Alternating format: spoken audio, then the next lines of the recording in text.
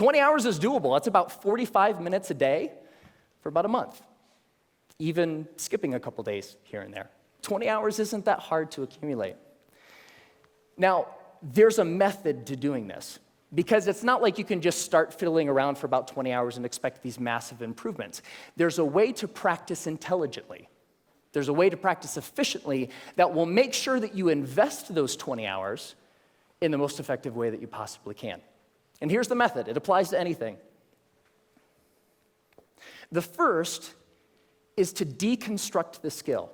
Decide exactly what you want to be able to do when you're done, and then look into the skill and break it down into smaller and smaller pieces. Most of the things that we think of as skills are actually big bundles of skills that require all sorts of different things. The more you can break apart the skill, the more you're able to decide what are the parts of this skill that will actually help me get to what I want, and then you can practice those first. And if you practice the most important things first, you'll be able to improve your performance in the least amount of time possible. The second is learn enough to self-correct. So get 3 to 5 resources about what it is you're trying to learn. Could be books, could be DVDs, could be courses, could be anything. But don't use those as a way to procrastinate on practice. I know I do this, right?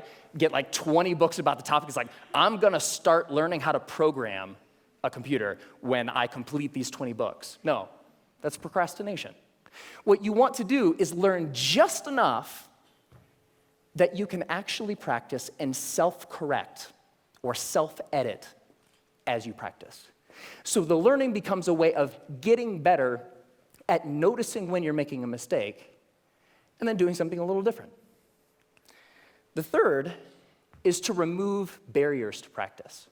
Distractions, television, internet, all of these things that get in the way of you actually sitting down and doing the work. And the more you're able to use just a little bit of willpower to remove the distractions that are keeping you from practicing, the more likely you are to actually sit down and practice, right?